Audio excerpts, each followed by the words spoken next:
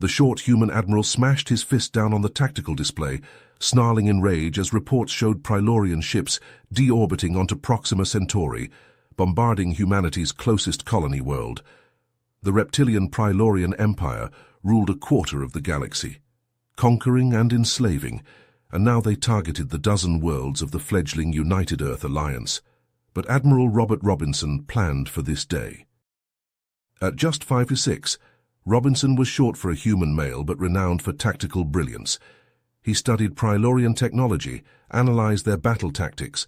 As alarms blared and the crew of his flagship UES Indomitable rushed to battle stations, Robinson opened the fleet-wide channel. "This is where we hold them, where we fight, where they die," he growled, his voice booming through the ship. "Remember this day, for it will be yours for all time." The bridge crew roared in defiance. The fleet surged forward, weapons powering up. Outnumbered 10-1 by the Prilorian battle fleet, the UEA had to prevail here. Defeat would mean the genocide of humanity's colonies, Earth standing alone against a ruthless empire bent on its destruction. The Indomitable charged to meet the enemy head-on, guns blazing, engines flaring. The Battle of Proxima had begun, and the future of humanity hung in the balance. Robinson gripped the arms of his command chair, his knuckles turning white, his eyes hard. Prilorian ships loomed on the view screens, disgorging swarms of fighters and bombers. This was the moment he trained for his entire career. No retreat, no surrender. The UEA fleet sliced into the enemy formation, plasma beams and railgun shells tearing through alien hulls. If Robinson's plan worked, if human courage held, the arrogant Prilorian Empire was about to learn the grave mistake of underestimating mankind. Robinson watched the tactical display with a sense of grim satisfaction as the Prilorian fleet approached in their standard formation. Their heavy battleships formed the core of the formation, with lighter cruisers and destroyers screening the flanks. It was a formation that had spelled a doom for countless species before, but not today. Today, humanity had a surprise in store for the scaly bastards. "All ships, prepare to fire sparrows on my command," Robinson said into the fleet-wide channel, his voice steady and controlled. The Mk-3 Sparrow missiles were a new addition to the UEA arsenal, designed specifically to counter the Prilorians' advanced point defense systems. Smaller and faster than standard torpedoes, they could be fired en masse to overwhelm the enemy's defenses. The bridge crew of the Indomitable worked with focused intensity, their hands flying over consoles, as they prepared to unleash hell on the enemy. The tension in the air was palpable, but there was no fear, only determination. "Fire!" Robinson ordered. Hundreds of sparrows leapt from the UEA ships, streaking towards the Prilorian formation like a swarm of angry hornets. The lizard-like aliens reacted too late, their point defense systems struggling to track and destroy the incoming missiles. The Prilorian ships vanished in a series of blinding explosions as the sparrows found their marks. Hulls breached, atmospheres ignited, and debris spun lazily through space. The once proud Prilorian formation fell into disarray as they struggled to regroup in the face of the unexpected onslaught. Robinson wasted no time pressing the advantage. All heavy cruisers, advance and engage the enemy battleships at close range. Destroyers, launch torpedoes at the wounded screening ships. It was a bold move bordering on reckless. The Prilorians still outnumbered the UEA fleet 3-1, and closing to point-blank range with their battleships was a huge risk. But Robinson knew that he needed to even the odds quickly, and this was his best chance. The heavy cruisers surged forward, their powerful engines propelling them towards the enemy battleships. The destroyers followed close behind, their torpedo tubes spitting out a steady stream of ordnance towards the damaged Prilorian cruisers and destroyers. The space around Proxima Centauri lit up with the fire of 1,000 suns as the two fleets clashed. The UEA ships took losses, but they gave better than they got. Prilorian ships died under the guns of the human cruisers and the torpedoes of the destroyers, their hulls shattering and their crews spilling out into the void. The holographic tactical display flickered as Emperor Varys III slammed his scaly fist against the armrest of his command throne. His eyes blazed with fury as he watched the Prelorian battle fleet, the pride of his empire, falling into chaos under the humans' unexpected onslaught. "How can this be?" Varys roared, his voice echoing through the bridge of the PRS Dominator. He turned his gaze to his subordinates who cowered under his glare. How can these pitiful humans, these vermin, stand against the might of the Prelorian Empire? We have crushed 1,000 worlds beneath our claws. The bridge crew trembled, their eyes fixed on their consoles, none daring to meet the Emperor's gaze. The silence stretched, broken only by the distant sounds of battle and the hum of the ship's engines. Finally, the First Admiral cleared his throat, his voice quavering. "Your Majesty," he began, "it appears the humans have developed new weapons and tactics specifically designed to counter our own. Their missiles are too small and fast for our point defense systems, and their ships are more maneuverable than we anticipated." Varys's eyes narrowed, his pupils turning to slits. "Are you suggesting," he hissed, "that these hairless apes are smarter than us? That they, with their handful of worlds and short stature, could outsmart the greatest military minds in the galaxy?" The First Admiral paled, realizing his mistake. He swallowed hard, his throat suddenly dry. "No, Your Majesty," he stammered. "I merely meant that we may need to adapt our own tactics to—" But Varys had heard enough. He rose from his throne, his massive frame uncoiling like a spring. In 2 strides he closed the distance to the First Admiral and seized him by the throat, lifting him off his feet with one powerful arm.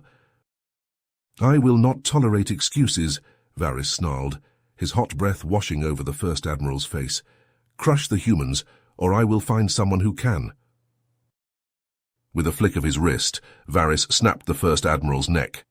The crack of bone echoed through the suddenly silent bridge. Varys hurled the lifeless body aside, letting it crumple to the deck like a discarded toy. He turned to the rest of his bridge crew, their faces pale and eyes wide with terror. "Full speed ahead," Varys roared. "Ramming speed. We will overwhelm them with numbers and drown them in our blood if necessary, for the glory of the Prelorian Empire." The crew leapt to obey, their hands flying over their consoles as they urged the mighty battleship forward.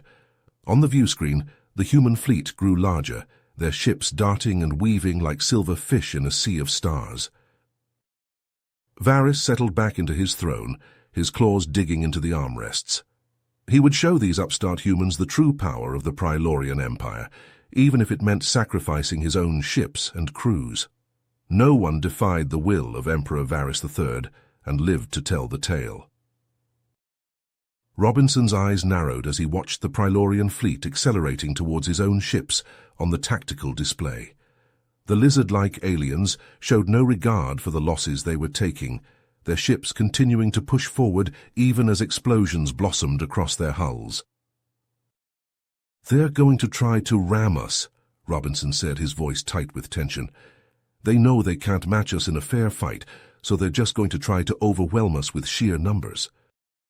He stared at the display, his mind racing as he considered his options. The UEA fleet was more maneuverable than the Prelorians, able to dance around their lumbering battleships and heavy cruisers, but the Prelorians had so many ships that they could afford to lose dozens, even hundreds, and still keep coming. If Robinson tried to go toe-to-toe with them, his fleet would be overwhelmed and destroyed. But there was another option, a daring plan that just might work. Robinson leaned forward in his command chair, his eyes glinting with determination. "All ships, prepare to jump to hyperspace on my mark," he ordered, his voice ringing out across the bridge. His crew looked at him in surprise, their eyes widening.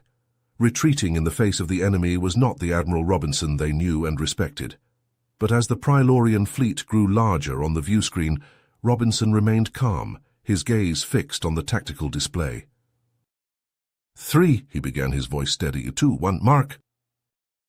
As one, the UEA fleet leapt into hyperspace, the stars blurring and stretching around them.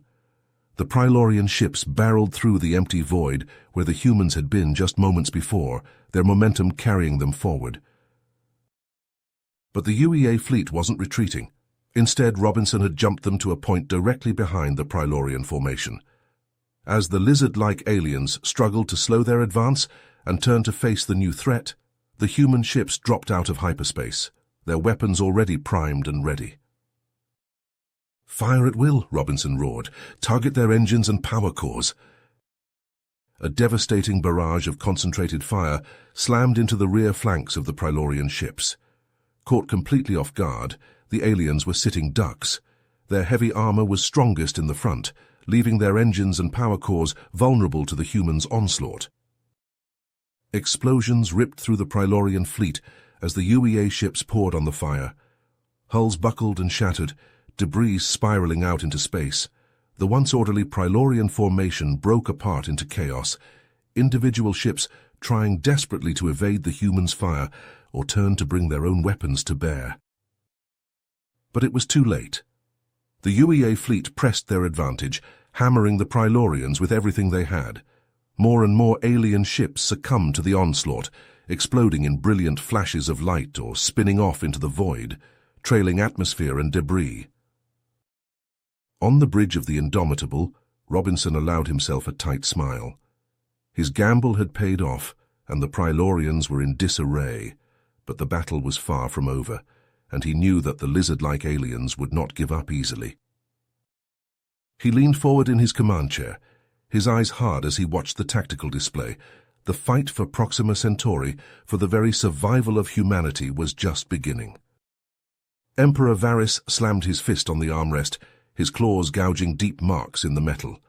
He stared at the tactical display, his eyes wide with disbelief and rage, as the Prylorian fleet scattered under the humans' assault. The mighty warships, the pride of the Empire, reduced to broken debris and clouds of expanding vapor. "This cannot be happening," Varys growled, his voice shaking with fury. "We are the Prylorian Empire. We have conquered 1,000 worlds. How can these short, weak humans defy us?" But even as he spoke, another Prylorian cruiser vanished in a blinding explosion, ripped apart by the humans' missiles. Varys watched helplessly as his fleet, his glorious armada, was systematically dismantled by the clever tactics of the hairless apes. Rage boiled up inside him, a white-hot fury that threatened to consume him. He would not let this stand. He would not let the Prylorian Empire be humiliated by these upstarts. "Order all remaining ships to launch a full-scale boarding assault on the human flagship," Varys commanded, his voice cold and hard. "If we cannot defeat them in space, we will crush them in hand-to-hand combat. We will show them the true might of the Prylorian warrior." The bridge crew scrambled to relay his orders, their claws flying over the consoles. On the view screen, dozens of assault pods blasted off from the remaining Prylorian ships, rocketing towards the UES Indomitable like a swarm of angry hornets. On the bridge of the Indomitable, Admiral Robinson watched the incoming pods with grim determination. "All hands, prepare to repel boarders," he announced over the shipwide comm. "They're coming in hot and heavy, but we'll give them a welcome they won't soon forget."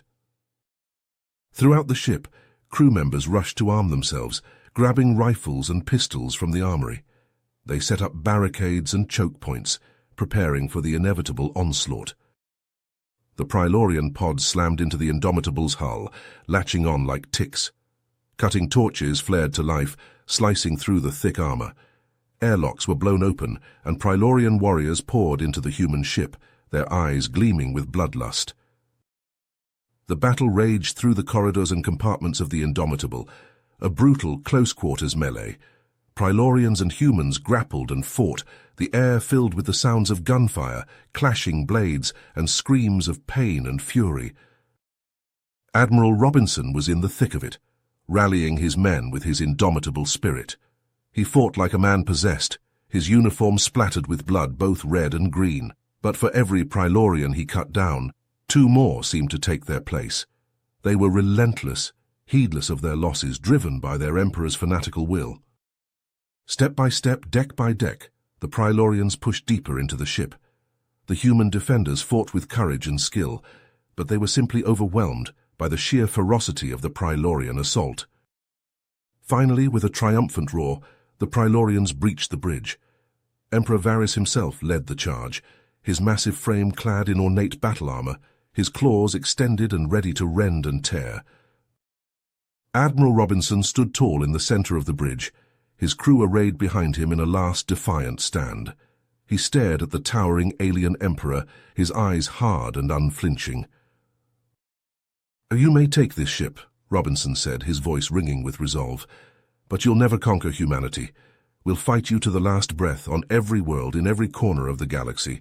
We'll never stop, never surrender." Varys laughed, a cruel grating sound. "Brave words, little ape," he sneered. "But in the end you will kneel before the might of the Prylorian Empire, like all the others. Your worlds will burn, your people will be enslaved, and your name will be forgotten." Robinson smiled grimly. "Maybe," he said, "but not today." With a defiant cry he charged at the Emperor, a grenade clutched in his hand. Varys roared and lunged to meet him, his claws slashing through the air. They clashed in the center of the bridge, the towering Prylorian and the indomitable human, locked in a final mortal struggle. Claws raked against armor, fists pounded against scales, as they grappled and fought with desperate strength. But even as he fought, Robinson knew it was a losing battle. Varys was too strong, too fast, his hide too thick. With a final desperate effort, Robinson ripped the pin from the grenade and thrust it against the Emperor's chest. The explosion engulfed them both in a blinding flash of light and heat. The bridge of the Indomitable vanished in a roiling fireball, consuming the Emperor, the Admiral, and everyone else in a maelstrom of destruction. When the flames cleared, only twisted, molten wreckage remained. The UES Indomitable, pride of the human fleet, was gone, along with its valiant crew and admiral. It was a Pyrrhic victory for the humans. They had shattered the Prylorian fleet, but at a terrible cost. The Indomitable was lost with all hands, and Admiral Robinson, the brilliant tactician who had made it possible, had sacrificed himself to strike a final devastating blow against the enemy.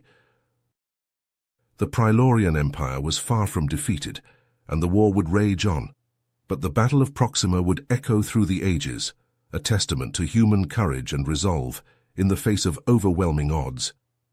The Prylorians had learned, to their cost, that the humans were a force to be reckoned with, a species of warriors who, though short in stature, stood tall in valor and defiance. And though Admiral Robinson was gone, his legend would live on, inspiring generations of humans to come in the ongoing struggle against the Prylorian menace. His sacrifice, and the sacrifices of the Indomitable's crew, would never be forgotten. You have reached the end of the story. If you enjoyed this story and want to support us, please leave a like and subscribe to our channel, and for every comment that says 88, I will heart every single one of them. Thank you for your time.